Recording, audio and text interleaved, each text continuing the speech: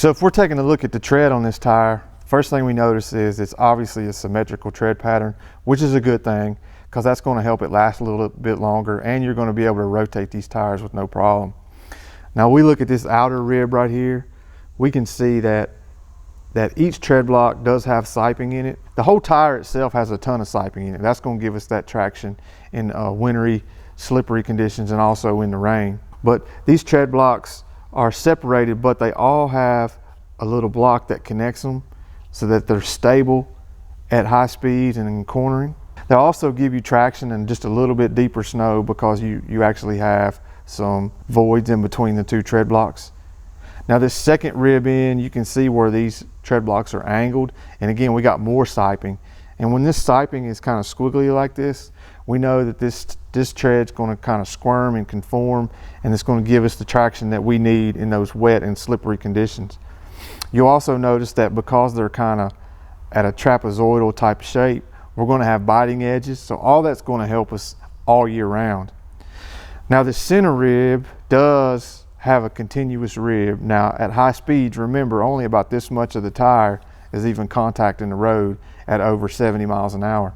So this center rib connected is going to give us that stability on the highway at high speeds, but we also notice that we have tons of siping.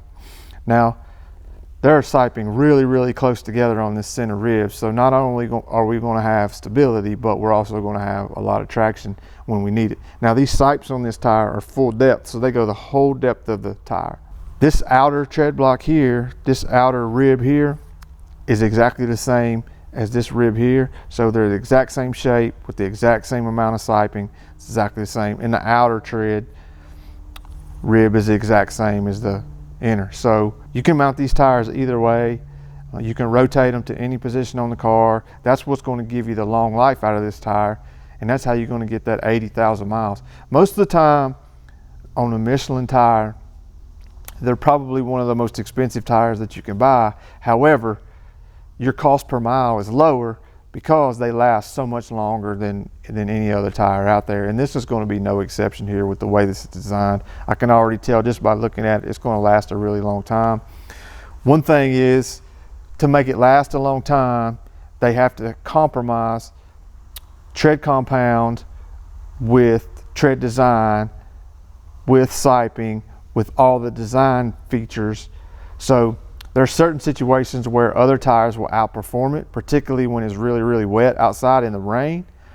But that's okay because it's kind of a trade-off. Like a tire that would perform really good outside in the rain might not get near as many miles on tread life.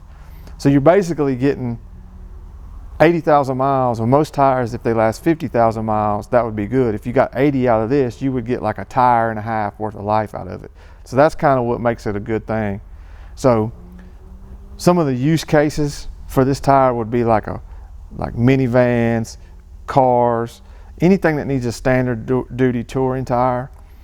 You know, nicer cars, nicer CUVs, crossovers, some SUVs, some minivans, I think would be ideal for this tire, especially if you're really concerned about the longevity of a tire and the value over the long term.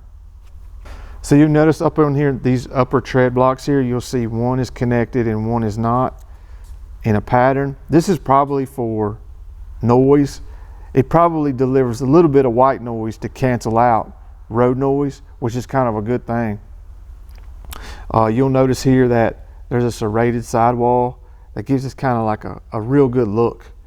And this will also help it from dry rot. And I know a lot of people, you know, for a lot of people, Michelins will dry rot before they even wear out because you just don't put enough miles on them, you know, to keep them going the way you should. This tire is made in the USA, which is a good thing.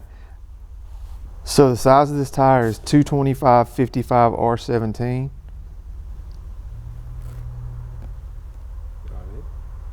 And you can see that this tire has a 840 tread wear.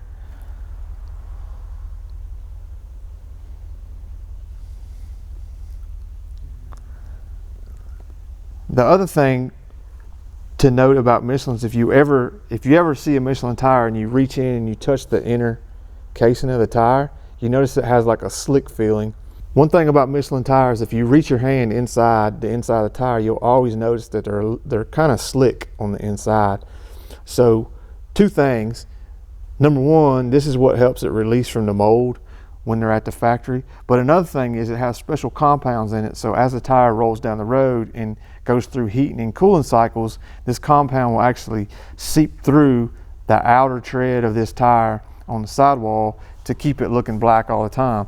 Whereas other tires really don't have it. These Michelin tires will always look black because of that compound, which is a good thing. But that compound also is dry rot resistance. So it'll keep it from drying out, the rubber itself from drying out.